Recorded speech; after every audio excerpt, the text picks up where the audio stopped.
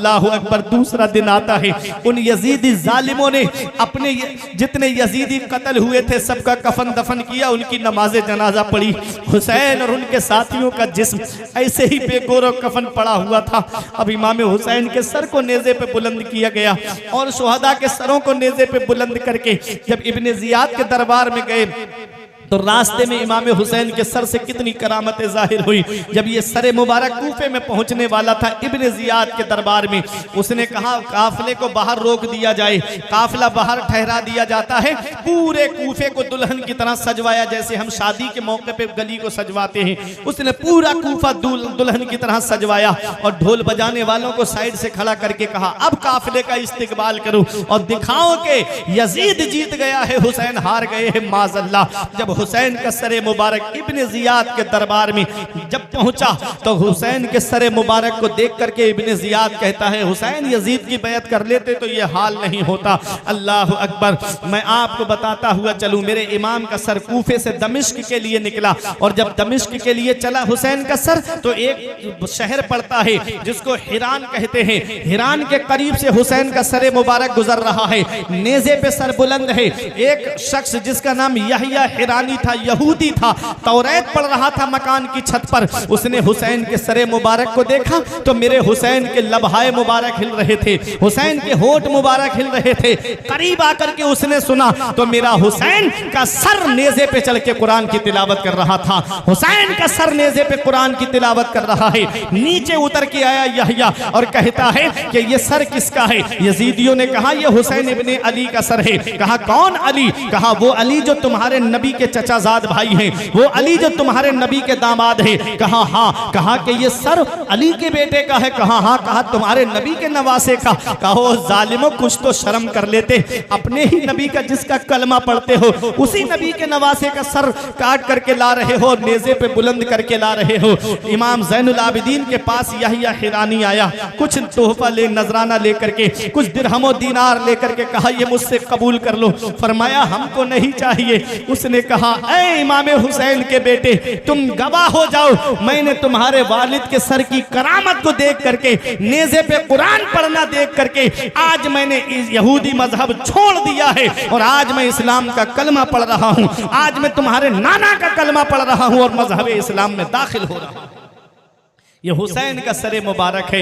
यहया हिरानी से वो नजराना इमाम ज़ैनुल आबिदीन ने लिया, उसने तलवार निकाली और यजीदियों की तरफ आगे बढ़ा और कई यजीदियों को मारने के बाद में यहया हिरानी भी इमाम हुसैन की मोहब्बत में शहीद हो जाता है। ये मेरे इमाम का सर है। दमिश्क में यजीद के दरबार में पहुंचा और जब यजीद के दरबार में पहुंचा तो यजीद ने भी वही कहा कि हुसैन मेरी बैत कर लेते तो ये हाल नहीं होता। अल्लाह अकबर। वो इमाम ज़ैनुल आबिदीन, तवज्जो दीजिएगा मेरी तकरीर खत्म होने जा रही है, वो इमाम ज़ैनुल आबिदीन जो सब्र शुक्र का पैकर बने हुए थे, किसी से रास्ते में किसी मकाम पर नहीं बोले। यजीद ने कहा कि आप मुझसे कुछ मांगिए मैं आपको दूंगा। फरमाया हम तुझसे क्या मांगेंगे? उसने कहा फिर भी कुछ तलब कीजिए। फरमाया मैं तुझसे चंद बातें चाहता हूं। कहा क्या? कहा कि आज जुमे का दिन है, खुतबा पढ़ने की इजाजत मुझे मिलनी चाहिए, मैं खुतबा पढ़ूंगा दमिश्क की जामा मस्जिद में। यजीद कहता है ठीक है। कहा दूसरी शर्त मेरी ये है कि जिन जिन ने मेरे बाबा को शहीद किया है उनको ला करके मेरे हवाले कर ताकि मैं उनसे बदला लूं। इमाम हुसैन के सर को जिन लोगों ने इमाम हुसैन को शहीद किया है उस सर को तन से जुदा करने वाले सबको मेरे सामने ला करके खड़ा कर, मैं उनसे अपने बाबा के कत्ल का बदला लूंगा। यजीद ने पूछा किसने हुसैन को शहीद किया है? अब अमर इब्ने साद कहता है मैं क्यों करूंगा। इब्ने ज़ियाद कहता है मुझे क्या मतलब। खूली कहता है मुझे क्या मतलब। सब इनकार करने लगे कि हमने नहीं किया, हमने नहीं किया। एक यजीदी ने कहा जिसको अपनी हुकूमत का खतरा था उसने इमाम हुसैन को शहीद करवाया है। यजीद समझ गया मामला मेरी तरफ आ रहा है। उसने कहा कि चलो इमाम ज़ैनुल आबिदीन मैं तुम्हारी ये शर्त पूरी नहीं कर सकता। इमाम ज़ैनुल आबिदीन ने फरमाया तीसरी शर्त मेरी ये है तमाम शुहदा के सर मुझे वापस किए जाएं ताकि मैं उनके जिस्मों के साथ उनको दफन कर सकूं। यजीद कहता है ठीक है। कहा चौथी शर्त मेरी ये है कि हमारे काफिले को हिफाजत के साथ मदीना पहुंचाया जाए, हम मदीना जाना चाहते हैं। जुमे का दिन था, हुसैन का लाडला मस्जिद में खड़ा है खुतबा देने के लिए। फसाहत तो इस बारगाह की बांधी है, बलागत तो इस बारगाह की लौंडी है। जब ये बोलते हैं तो फूल इनके लबों से झड़ते हैं। हुसैन का बेटा खड़ा होता है मिंबर पर और एक ऐसा खुतबा दिया कि मस्जिद में जितने लोग बैठे थे एक ऐसा नहीं जिसकी आंख से आंसू ना निकलता हो। यजीद घबरा गया, सोचा सब मेरे खिलाफ होते जा रहे हैं। उसने मुअज्जिन को डांट के कहा कि तू अजान क्यों नहीं देता खुतबे की। मुअज्जिन खुतबे की अजान देने के लिए खड़ा हुआ और जैसे ही अशहदु अन्ना मुहम्मदर रसूलुल्लाह पे पहुंचा, इमाम ज़ैनुल आबिदीन फरमाते तुझे इसी नाम का वास्ता है, थोड़ी सी देर के लिए खामोश हो जा। यजीद से इमाम हुसैन के बेटे ने कहा, ओ यजीद बता, अजान में तेरे नाना का नाम लिया जा रहा है या मेरे नाना का नाम लिया जा रहा है? यजीद कहता है तुम्हारे नाना का नाम लिया जा रहा है। इमाम ज़ैनुल आबिदीन फरमाते हैं उसी नाना के नवासे को तूने मैदाने करबला में 3 दिन का भूखा प्यासा शहीद करवाया है। क्या जवाब देगा कयामत के दिन? क्या जवाब देगा? यजीद मुअज्जिन को डांट के कहता है अजान क्यों नहीं देता? ये मेरे आका इमाम हुसैन है और ये मेरे नबी की अजमतो शान है कि जब तक नमाज मुकम्मल नहीं होती है, जब तक नबी पर और आले नबी पर दुरूद नहीं पढ़ लिया जाता है। नमाजों में आले नबी का जिक्र है, नमाजों में नबी का जिक्र है, तो लोगों अल्लाहुम्मा सल्ली अला मुहम्मद व अला आले मुहम्मद जब तक नहीं पढ़ोगे आपकी नमाज मुकम्मल नहीं। तो हुसैन को तो दुनिया 5 वक्त याद कर रही है, हुसैन को तो 5 वक्त याद किया जा रहा है, आले मोहम्मद को तो 5 वक्त याद किया जा रहा है। हुसैन का जिक्र कोई नहीं मिटा सकता, हुसैन का जिक्र कोई खत्म नहीं कर सकता। हुसैन का जिक्र खत्म करने के लिए नमाजों को खत्म करना पड़ेगा और नमाजों को खत्म करना नामुमकिन है, इसलिए हुसैन का जिक्र भी खत्म करना नामुमकिन है। हुसैन का सर, इमाम हुसैन का सर, अल्लाह अकबर, है कहां? मुख्तलिफ रिवायतें मिली। किसी ने कहा इमाम हुसैन यजीद ने तमाम शहरों में फिरवाया था ताकि सब देखें कि मैंने हुसैन को शहीद करवा दिया है और मैं जीत गया हूं। तो हर शहर में सर घूमता रहा, तो जब ये अस्कलान में पहुंचा तो अस्कलान ही में हुसैन के सर को जो है दफन कर दिया गया, एक रिवायत। फिर स्वालिह तलाए का एक वजीर था, फातिमीन का वजीर था स्वालिह तलाए, जिसने भारी रकम देकर, भारी कीमत देकर के इमाम हुसैन के सर को वहां से उनसे ले लिया, खरीद लिया और पैदल चल के गया था इमाम हुसैन का सर मुबारक लेने के लिए। और उसने लाकर के मिस्र में जो जामिया अजहर यूनिवर्सिटी है काहिरा में, उसके बराबर में एक जगह है मशहद हुसैनी के नाम से, जो खाना अल खलीली के बराबर में है। वहां लाकर के हुसैन के सरे मुबारक को अंबूस की कुर्सी पे रखा और इमाम हुसैन का सरे मुबारक, बाज लोगों ने कहा कि मिस्र के अंदर काहिरा जामिया अजहर यूनिवर्सिटी के बराबर में एक मशहद हुसैनी है जो खाना अल खलीली के बराबर में है, वहां पर इमाम हुसैन का सर आज भी मौजूद है।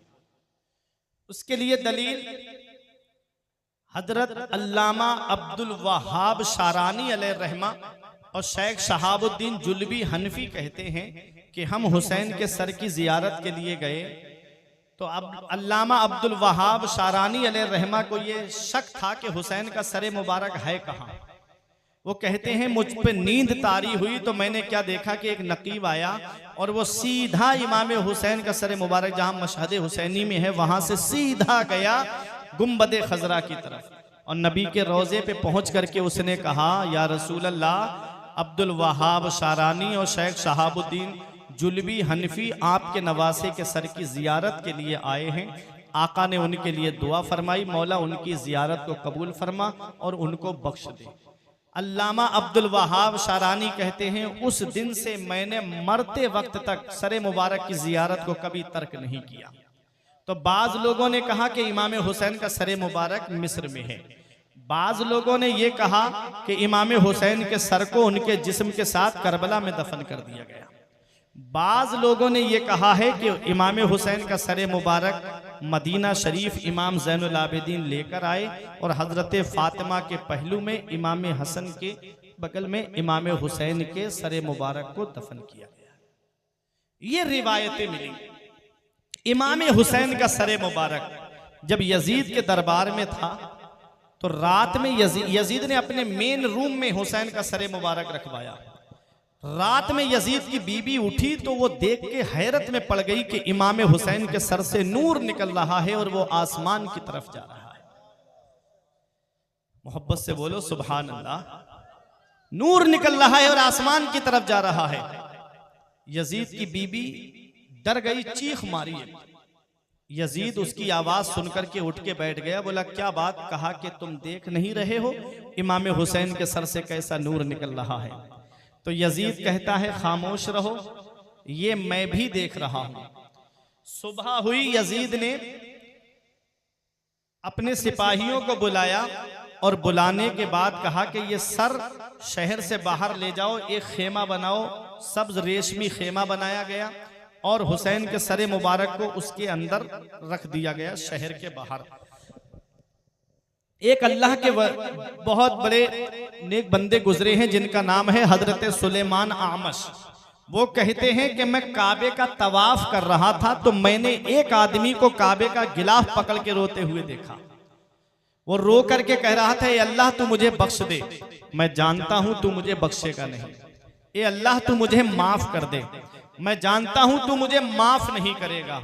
हजरत सुलेमान आमश कहते हैं मैं सोच में पड़ गया कि काबे पे जब पहली नजर पड़ती है तो अल्लाह ताला उसके गुनाहों को माफ कर देता है। जब हरम शरीफ में बंदा नमाज पढ़ता है तो एक रकत का सवाब 1,00,000 रकत के बराबर मिलता है। एक नेकी का सवाब 1,00,000 नेकियों के बराबर मिलता है। गुनाह मिटा दिए जाते हैं। ये कितना बड़ा गुनाहगार है, इसके अल्लाह गुनाहों को नहीं बख्शेगा। जब आप तवाफ से फारिग हुए तो उससे कहा, भाई तेरा ऐसा कौन सा गुनाह है कि अल्लाह तेरे गुनाह को नहीं बख्शेगा? उसने कहा कि मेरा गुनाह बहुत बड़ा है। कहा बताओ क्या गुनाह है? कहा पहले तुम अपना नाम बताओ। कहा मेरा नाम सुलेमान आमश है। कहा मैं तुम ही को तलाश कर रहा था, हरम शरीफ के बाहर चलो मैं बताता हूँ। हरम शरीफ के बाहर गए, बता क्या गुनाह है तेरा, अब तवज्जो देना। उसने कहा, ए सुलेमान आमश, मैं उन 70 लोगों में से हूं जो इमाम हुसैन के सर की रखवाली कर रहे थे। मैं उन 70 लोगों में से हूं जो इमाम हुसैन की शहादत में शरीक थे और फिर यजीद के दरबार से सर ला करके शहर के बाहर रखा था और उस सर की हिफाजत कर रहे थे। उसने कहा, सुलेमान आमश सुनो, मैं जब सर की रखवाली कर रहा था मेरे सारे साथी सो गए, मैं भी सो गया, लेकिन मैं बेदार हो गया, मैं जाग गया। मैंने क्या देखा? आसमान से एक बादल का टुकड़ा आया, उसमें से परों जैसी आवाजें आ रही थी। जमीन से आकर के मिल गया, उसमें से एक नकीब निकला, उसने कालीनें बिछाई, उसने कुर्सियां लगाई और लगाने के बाद खड़ा हो गया। आवाज देता है, इंजिल या हजरत आदम। बादल का टुकड़ा आता है, उसमें से एक बुलंद शख्सियत बाहर तशरीफ लाते हैं। आवाज देने वाले ने आवाज दी, ए हजरत आदम तशरीफ लाइए। हजरत आदम आए, सर के करीब खड़े हुए और आपने कहा, अस्सलामु अलैका या बकियत स्वालिहीन, ए स्वालिहीन में बाकी रहने वाले तुझे सलाम हो। रिश्ता तरीदन व कतलता अतशा, और तुमको प्यासा शहीद किया गया है। अल्लाह ताला तुमको बख्शे, तुम्हारे कातिलों को ना बख्शे, तुम्हारे कातिलों के लिए जहन्नम में वैल हो। ये कहा और अपनी कुर्सी पे जाकर के बैठ गए। फिर आवाज देने वाला आवाज देता है, इंजिल या हजरत इब्राहिम, ए हजरत इब्राहिम तशरीफ लाइए। बादल का टुकड़ा करीब हुआ, उसमें से एक शख्सियत बाहर तशरीफ लाए और सरे मुबारक के करीब खड़े होके कहा, अस्सलामु अलैका या अब्दुल्लाह, अस्सलामु अलैका या बकियत स्वालिहीन, ए अल्लाह के बंदे तुझे सलाम हो, ए स्वालिहीन में बाकी रहने वाले तुझे सलाम हो। हजरत इब्राहिम अपनी जगह आराम से बैठ गए। फिर आवाज देने वाला आवाज देता है, ए हजरत नूह तशरीफ लाइए, ए हजरत मूसा तशरीफ लाइए, ए हजरत ईसा तशरीफ लाइए। अल्लाह के पैगंबर आए और आकर के सरे मुबारक को वैसे ही सलाम किया जैसे हजरत आदम ने किया था, जैसे हजरत इब्राहिम ने किया था। अस्सलामु अलैका या बकियत स्वालिहीन, ए स्वालिहीन में बाकी रहने वाले, तुझे सलाम हो अल्लाह, तुझे बख्शे, तेरे कातिलों को ना बख्शे, तुम्हारे कातिलों के लिए जहन्नम में वैल हो। ये कहा और कुर्सियों पे बैठ गए। आखिर में आवाज देने वाला आवाज देता है, इंजिल या मुहम्मद रसूलुल्लाह, ये अल्लाह के रसूल तशरीफ लाइए।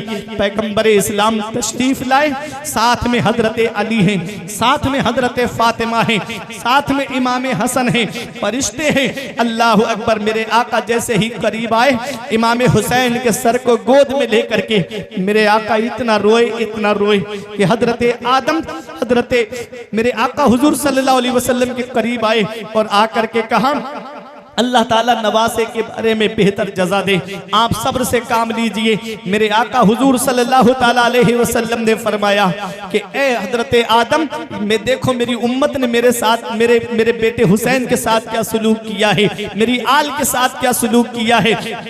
हजरत आदम ने तसल्ली का इजहार फरमाया, हजरत इब्राहीम ने तसल्ली और सब्र का इजहार फरमाया, हजरत नूह, हजरत मूसा, हजरत ईसा अलैहिमुस्सलाम ने तसल्ली का और सब्र का इजहार फरमाया। मेरे नबी ने हुसैन के सरे मुबारक को अपनी बेटी फातिमा को दिया। हजरत फातिमा गोद में लेकर के इमाम हुसैन के सरे मुबारक को रोई, और ऐसी रोई कि जितने वहां मौजूद थे सबकी आंखों में आंसू थे, सब रो रहे थे। अल्लाह अकबर। एक फरिश्ते ने आके कहा, ए अल्लाह के रसूल, ए अबुल कासिम, हमने आपको देखा है, आप हमें इजाजत दे दो, हम आसमान को आपकी उम्मत पे गिरा देते हैं। मेरे आका ने फरमाया नहीं। एक फरिश्ते ने कहा, आका मुझे इजाजत दे दो, मैं इतनी बारिश कर दूं ये जितने यजीदी हैं सब डूब के मर जाएं। फरमाया नहीं। अल्लाह अकबर। हजरत इमाम हसन ने कहा, नाना जान, ये लोग जो मेरे भाई के सर की रखवाली कर रहे हैं, जो 70 लोग थे, कहा इन लोगों ने मेरे भाई को शहीद किया है। इमाम हुसैन की सरे मुबारक की जो रखवाली 70 लोग कर रहे थे, इमाम हसन ने कहा इन्हीं लोगों ने मेरे भाई को शहीद किया है। मेरे आका ने फरमाया, फरिश्तों इसमें से एक नहीं बचना चाहिए।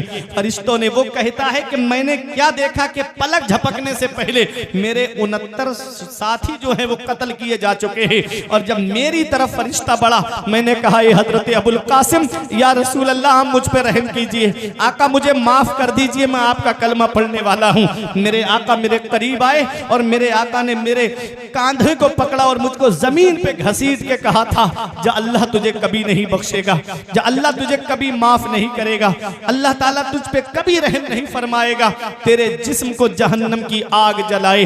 अल्लाह अकबर। पैगंबर इस्लाम ने उससे ये फरमाया, वो कहता है कि ऐ सुलेमान आमश, मैं उन 70 लोगों में से हूँ जिन्होंने इमाम हुसैन को शहीद किया था और हुसैन के सर की रखवाली कर रहे थे।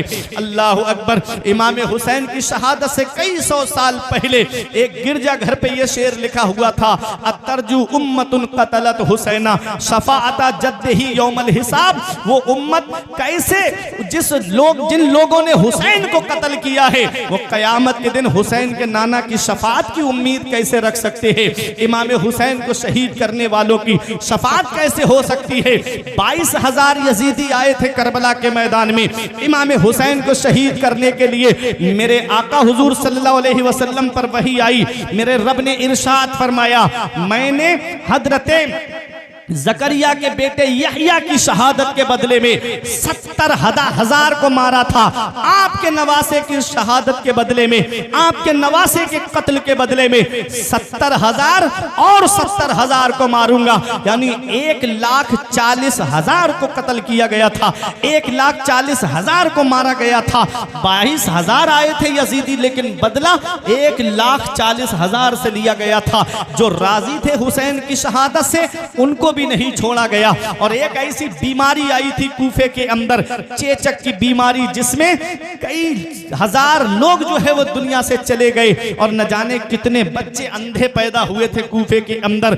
ऐ लोगों, कातिल ने किस सफाई से पोंछी है आस्तीन, वो जानता नहीं कि लहू बोलता भी है। यजीदियों ने क्या सोचा कि हमने हुसैन को शहीद कर दिया तो अब हुसैन का नाम मिट गया, अब कोई हुसैन को याद करने वाला नहीं होगा, अब कोई हुसैन को पुकारने वाला नहीं होगा। उन्हें क्या पता फानूस बन के जिसकी हिफाजत हवा करे, वो शम्मा क्या बुझे जिसे रोशन खुदा करे। नूर हक इस्लाम है उसको बुझा सकता है कौन, जिसका हामी हो खुदा उसको मिटा सकता है कौन।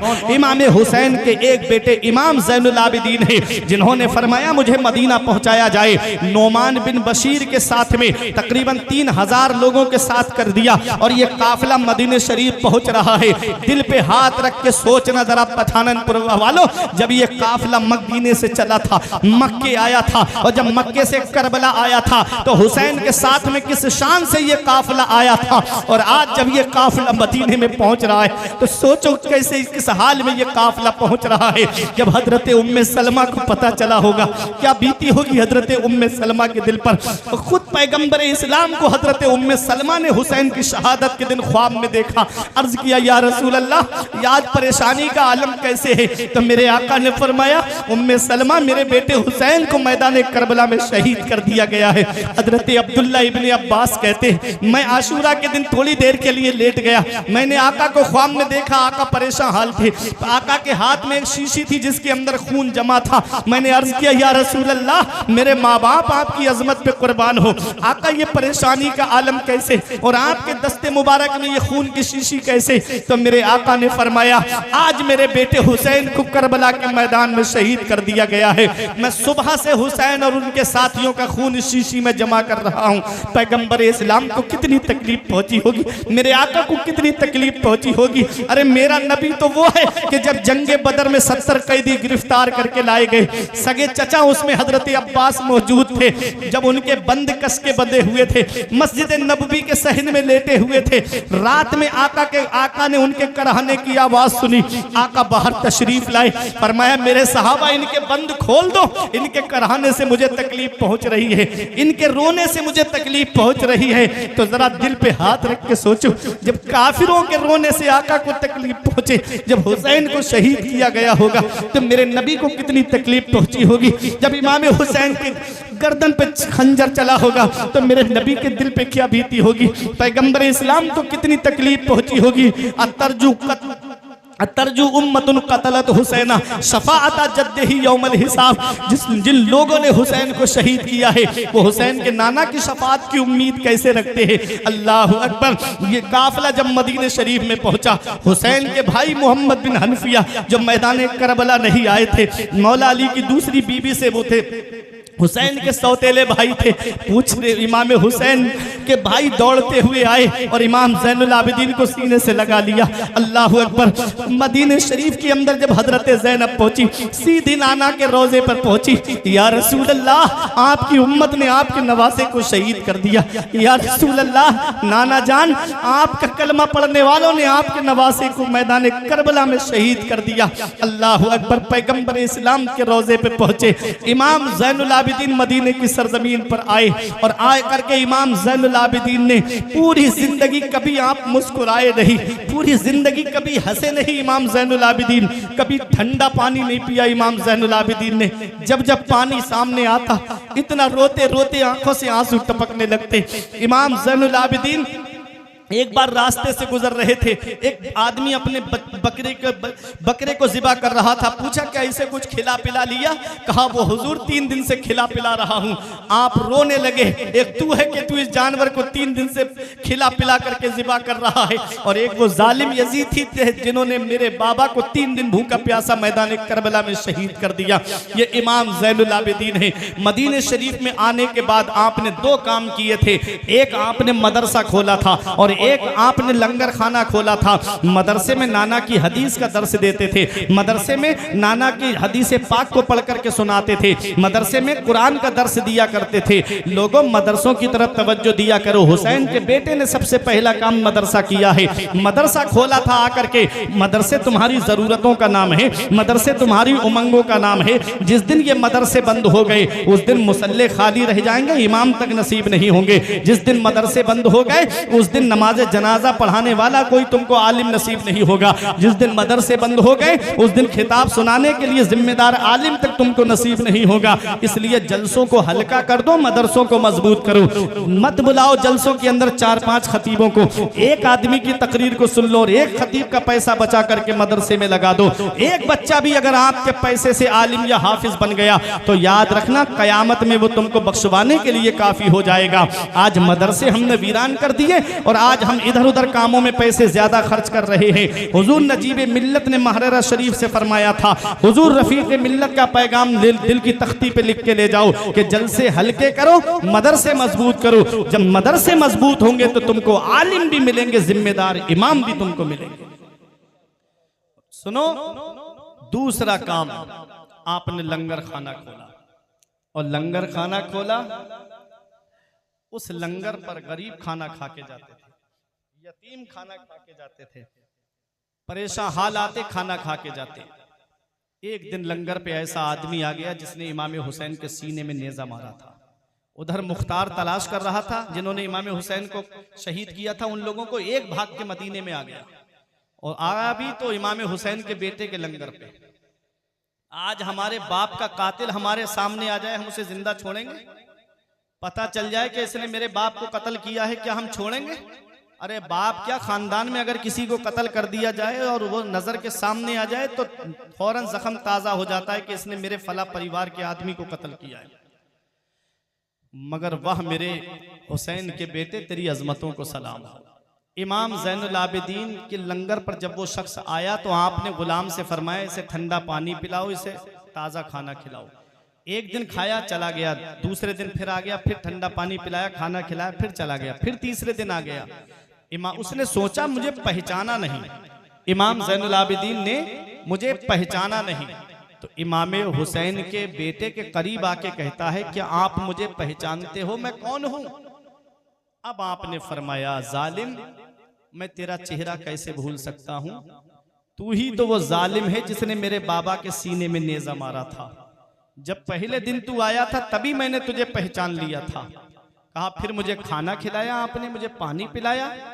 अरे अपने दुश्मन को तो कत्ल कर देना चाहिए था आपको, आपने मुझे खाना और पानी क्यों पेश किया? तो इमाम ज़ैनुल आबिदीन ने फरमाया, जब हम तेरे यहाँ मेहमान बन के गए थे कूफे में तो तूने जो हमारे साथ सुलूक किया वो तेरी मेहमान नवाजी थी। आज तू हमारे नाना के मदीने में आया है, तुझे खाना खिला रहे हैं, हमारी मेहमान नवाजी है। तुझे पानी पिला रहे हैं, ये हमारी मेहमान नवाजी है। खुद खाते नहीं थे, औरों को खिलाते थे। खुद खाते नहीं थे, औरों को खिलाते थे। कैसे साबिर थे मोहम्मद के घर आने वाले। खाते हैं तेरे दर का, पीते हैं तेरे दर का, पानी है तेरा पानी, दाना है तेरा दाना। ये इमाम ज़ैनुल आबिदीन है। मदीने शरीफ में तकरीबन 100 से ज्यादा परिवार ऐसे थे जिसका टोटल खर्चा इमाम ज़ैनुल आबिदीन उठाए हुए थे। पता भी नहीं चलता मदीने शरीफ में उन गरीबों को कि हमारे घर खाना कौन पहुंचाता है, हमारे घर पे राशन कौन पहुंचाता है। खाने पीने की रात में किट बनाते और बना करके उसको एक बोरे के अंदर रखते और अपनी पीठ पे लाद करके रात के अंधेरे में सबके घरों पे रख के चले आते थे। सुबह को जब वो दरवाजा खोलते तो राशन उनके दरवाजे पे मिलता था। पता भी नहीं कि कौन रख के चला जाता है, पता भी नहीं कि कौन उनके घर पे राशन पहुंचा रहा है। इमाम ज़ैनुल आबिदीन के बेटे इमाम मोहम्मद बाकिर ने कहा, बाबा अब आप बुजुर्ग हो गए हो, बुजुर्गी का आलम है, आप मुझे इजाजत दे दो, आपका बेटा जवान है, मैं ये सारा सामान उनके घरों पे पहुंचा करके आ जाता हूं। तो इमाम ज़ैनुल आबिदीन ने फरमाया, बेटा अगर मैं तुझे ये सामान रखने के लिए भेजूंगा तो मुझे उन लोगों के नाम भी तुझे बताना पड़ेंगे और मैं नहीं चाहता कि किसी मुसलमान का नाम जाहिर हो जाए कि मदीने में फला परिवार गरीब का है। मैं नहीं चाहता कि उनके बारे में किसी को पता चले कि ये गरीब का परिवार है। नाम भी नहीं बताया। और आज हम 10 रुपए देते हैं तो मस्जिद में इमाम साहब के पास 2-3 बार आएंगे, अरे ऐलान क्यों नहीं लगाया हमारे नाम का, पता चलना चाहिए गांव वालों को कि मैंने 10 रुपए दिए हैं। अगर कोई 100 रुपए दे देता है तो बार बार 2-3 चौराहों पे जाके जिक्र करता है, मैंने पैसे दिए हैं मदरसे में, मैंने पैसे दिए हैं मस्जिद में। ये हुसैन का बेटा है कि 100 से ज्यादा परिवारों को अकेले संभाले हुए हैं और उनको पता भी नहीं कि मेरे घर राशन कौन पहुंचा रहा है, उनको पता भी नहीं कि हमारे घर पे खाने पीने का सामान कौन पहुंचा रहा है। आज हमारा हाल ये है कि अगर हम किसी को एक तेल की बोतल भी देते हैं तो पहले फोटो खींच के उसका इंटरनेट पे डालते हैं। लॉकडाउन में नहीं देखा था कोई केले दे रहा है तो फोटो खींच के फेसबुक पे डाल रहा है? तुमने नहीं देखा था कि यूट्यूब पे कैसे तशहीर गरीबों की जा रही थी? कोई नेता ला करके थोड़ा सा राशन भी दे रहा है तो वो गरीब औरत नकाब की हालत में बीच में खड़ी है, सारे नेता लोग लाइन से खड़े हैं कि इस गरीब की मदद कर रहे हैं। ये मदद नहीं है, ये गरीब की गुर्बत का मजाक उड़ाना है, ये गरीब की गुर्बत की हंसी बनाना है। ऐ लोगों, देखो मदद कैसे की जाती है। इमाम ज़ैनुल आबिदीन ने कैसे मदद की, उनके नाम नहीं बताए इमाम ज़ैनुल आबिदीन ने। जब आपका इंतकाल हुआ तो आपकी पीठ पर बोरी के निशान पड़े हुए थे, पूछा ये निशान कैसे हैं? तब इमाम ज़ैनुल आबिदीन के बेटे इमाम मोहम्मद बाकिर ने बताया था कि रात में मेरे बाबा गरीबों के घरों पे खाने पीने का सामान पहुंचा के आते थे, बोरी लाद के लेकर के जाते थे, ये निशान उन्हीं का है। खुद खाते नहीं थे, औरों को खिलाते थे। कैसे साबिर थे मोहम्मद के घर आने वाले। यही हुसैन का एक बेटा करबला के मैदान से वापस आया है। उधर तारीख उठा के देखो, यजीद के 14 बेटे और 6 बेटियां तारीख में बताई जाती है। पूरी दुनिया का सर्वे कर लो, 14 बेटों वाला यजीद मर गया और हुसैन का एक बेटा करबला के मैदान से वापस आया है। आज दुनिया का कोई कोना ऐसा नहीं है जहां मेरे हुसैन की नस्ल मौजूद नहीं है, जहां सैयद मौजूद नहीं है, जहां आले रसूल मौजूद नहीं है। उधर ना तीर ना खंजर कमान बाकी है, इधर हर एक दहन में जुबान बाकी है। अजीब जंग है वो जंगे करबला जिसमें हुआ जो कत्ल वही खानदान बाकी है। अजीब जंग है वो जंगे करबला जिसमें हुआ जो कत्ल वही खानदान बाकी है।